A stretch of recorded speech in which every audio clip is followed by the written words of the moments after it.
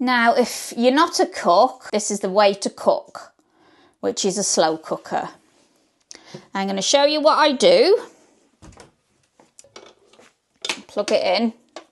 Turn it off. Turn the plug on, that would help.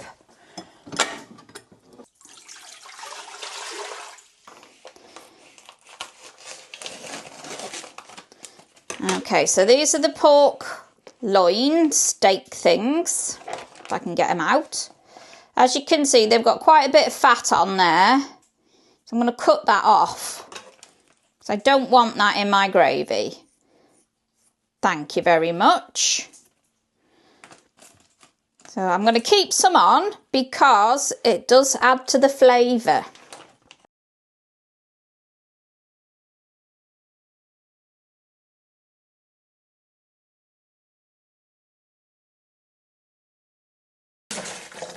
Because this meat is so thin, it's not going to take anything, you know, not even half as long as a joint of beef. So it's going to go on low and it'll be ready for probably 5:30, probably 5. This is the easiest way to cook. I think a roast dinner is the easiest meal that you can do.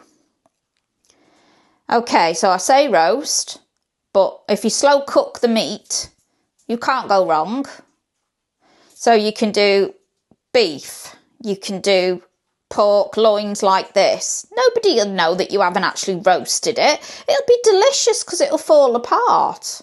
Nobody will care. So if you're not a cook, this is the way to cook your meat. I've even done mince in this, wait for this, on keep warm before I've gone to work in the morning. I go to work, it would have been in about 7 o'clock, and we eat at 6. So I've put the mince on keep warm all day till about, as I say, about 5:30, 6, something like that. It's cooked. Why would you come home from work to fry mince when you're knackered, you've been at work all day, when you can just put it on keep warm in the slow cooker? It will cook because it's been in such a long time. That keep warm setting is enough. It's enough to cook it for the whole day. The whole day, because mince is such a fine meat, it doesn't take long to cook like these. These won't take long at all. And it's the easiest way to cook, honestly. If you're going to try and cook, if you're not a cook, get a slow cooker. That'll take the guesswork out of you cooking meat, burning any food. I will show you later how to do potatoes. Carrots or cabbage we've got. My husband very often says to me, how do you know how many potatoes to do? Now the way I see it is one potato and peel it.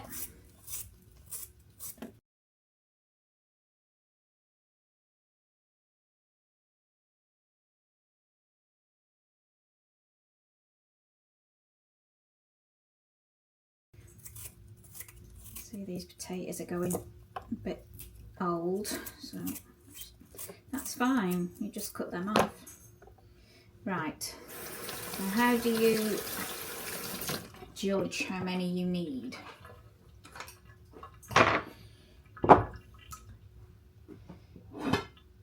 Okay, this is a plate. It's a dinner plate. It's dirty, so I'm not dirtying the plate.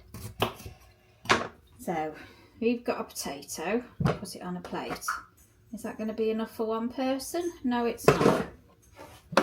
So we're going to do another potato.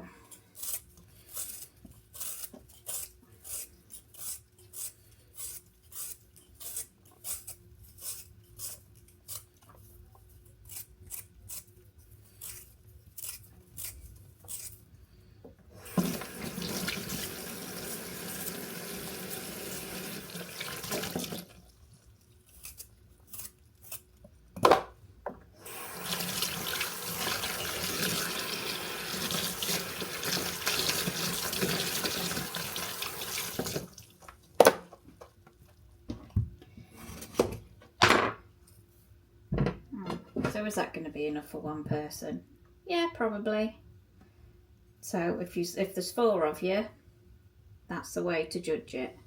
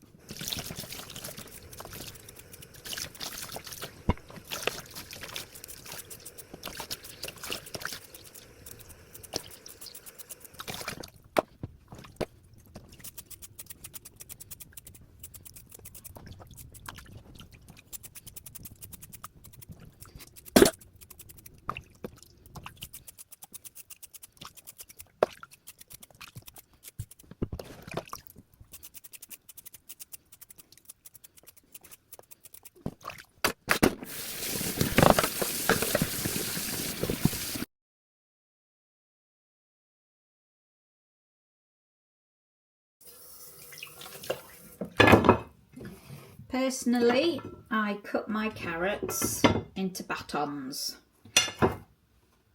Let me just show you on the other chopping board.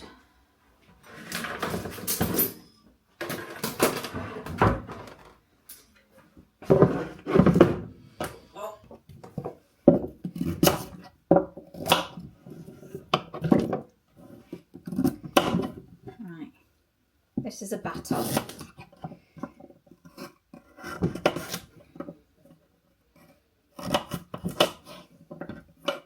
It's nice too small.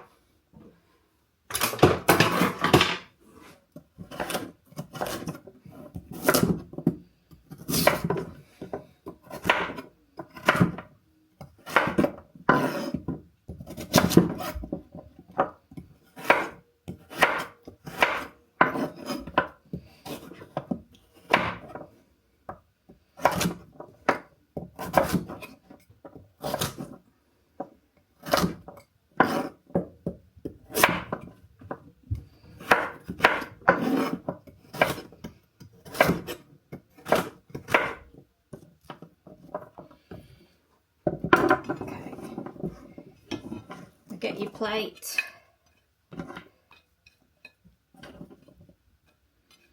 Sort of say that's okay for one person. So another 2 carrots.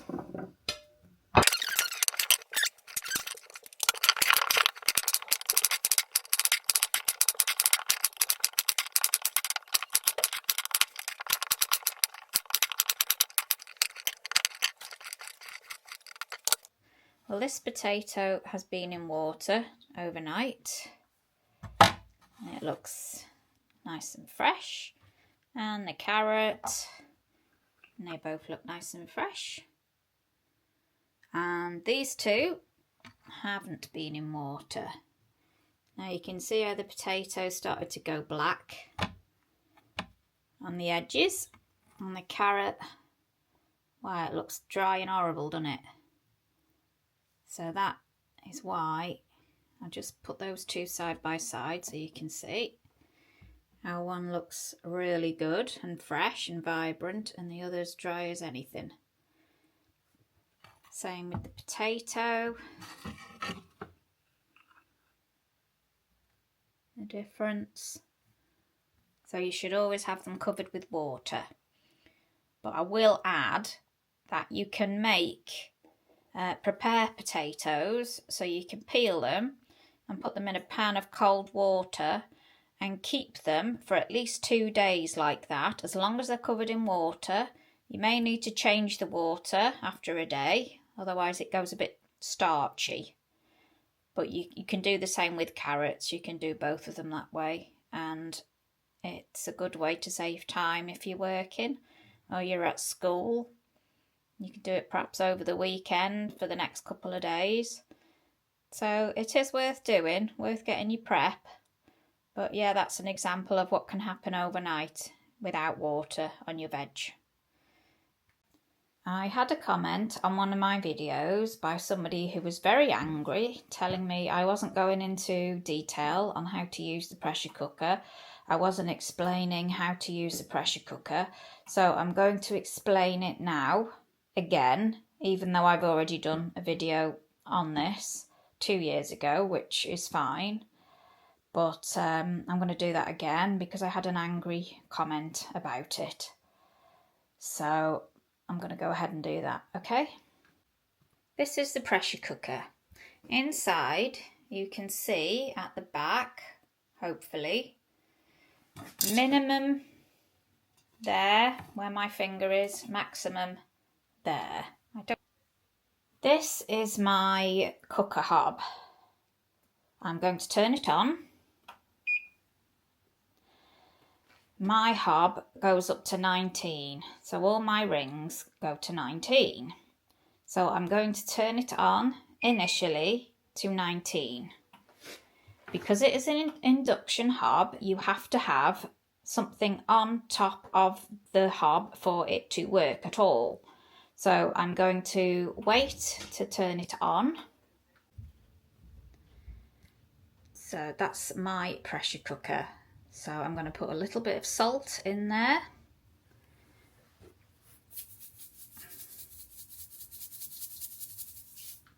This is hot water going in up to the minimum level, because it takes less time to come to the boil, to come to pressure. So that is on min. Carrots that I put in the steamer tray earlier are going on top of the potatoes. Doesn't have to be straight.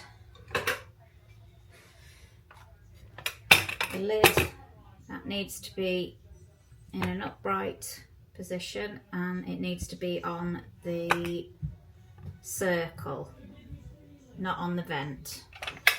If it's on the vent, it won't come up to pressure. It'll just keep fizzing. Right, I'm going to turn it on now. So the hob is on 19. I'm waiting for it to come to pressure. Excuse that noise, I don't know why it does that. I hate this hob. Right. Now we just need to wait for this to come to pressure now, and as soon as it's come to pressure, this red digit thingy knob will pop up. There will be some steam coming out of here to start with. When it gets a bit loud and a bit frightening, which is what people are wary about with pressure cookers, then we turn the temperature down on the hob, and then it will quietly start to calm down and be a nice, safe sounding noise that you will get used to. It's fine. I just wanted to add that potatoes and carrots are both a root vegetable, so both of them take the same amount of time to cook, which is why I am cooking them both in the pressure cooker. You can cook other vegetables in there as long as it's root vegetables and they all cook at the same time. You can cook vegetables in there that take less time, but they will be overcooked and they might look all like soggy and limp, but they won't. It's no damage or anything. It's just they'll be overcooked. So while I'm waiting for that to come to pressure, I'm going to have a look at my pork loins that have been simmering, and they look okay, so I'll sort them out when this has come to pressure, which is just, I can hear it now just coming up. Right, okay, this is real time. Luckily it was 2 minutes, so I'll be able to tell you how long I'm waiting now. Leave it on that temperature, leave it on that setting. Now I'm going to wait for the noise,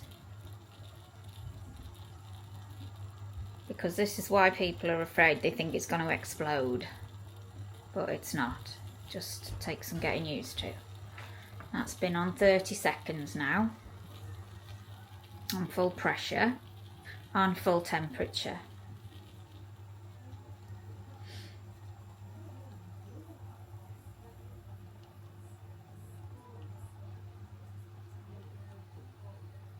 it's not making any noise yet, that's good.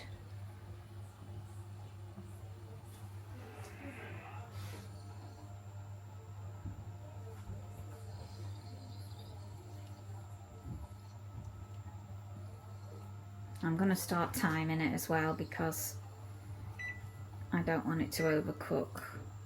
8 minutes for potatoes and carrots is usually sufficient.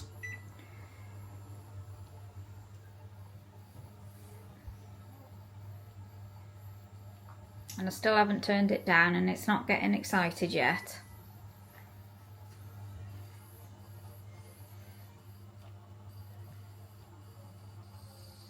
Ah, here we go.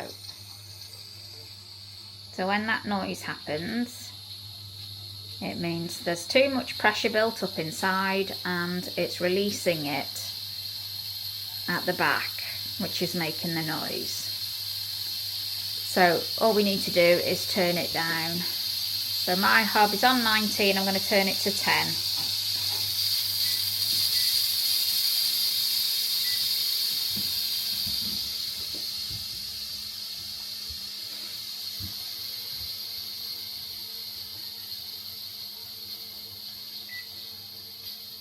Which has just stopped that noise straight away.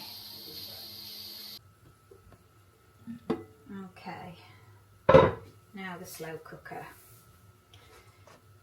Now because there's such a lot of stock in here, which is what I want. Stock is basically the water that your meat's been cooked in. Nobody's ever explained that to you before. I'm going to save some stock. I'm going to use some now and save some, because I always put too much in there for that reason. Now, you'll notice there's lots of bits in here. It's basically bits of meat.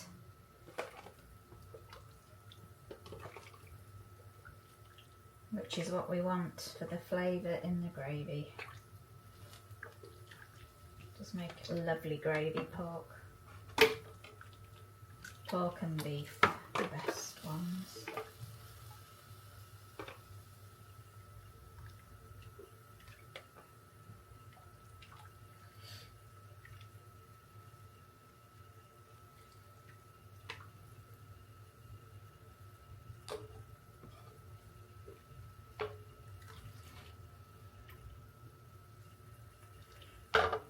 So that's my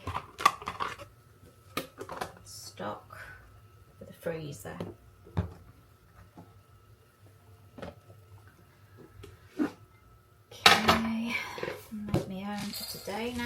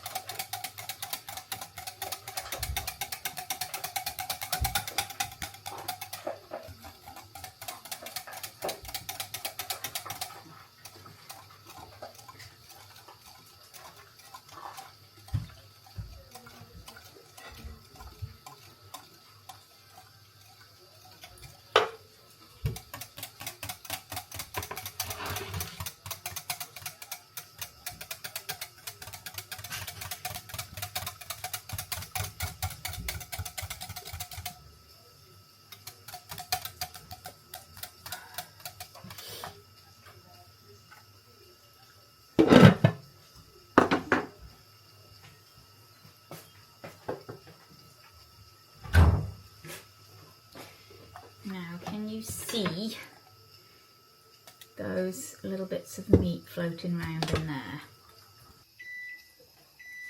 And those little bits of meat, delicious. As you can hear in the background, my potatoes timer has gone off, so I'm just going to turn that off because it's annoying. Right, now there's two ways to open a pressure cooker. Number one, you wait for the pressure to go down by itself, or number two, you can vent it, which is that little knob on the back there. Instead of being on the circle, you need to turn it to the cloudy bit, which I don't normally do, but I'm going to do it just for you.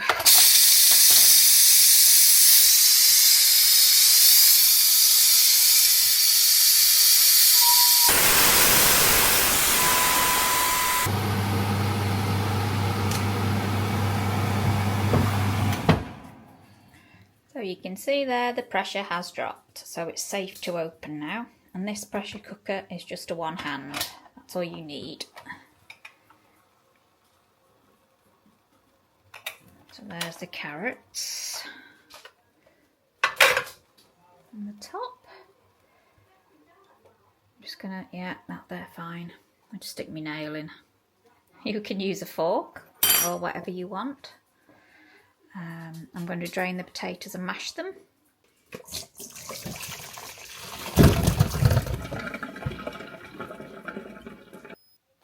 So I've got my boiled potatoes back in the pressure cooker. I'm going to use my potato masher and mash those. And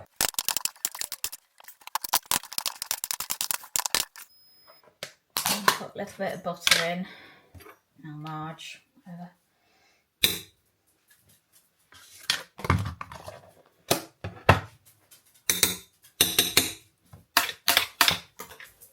Other brands are available.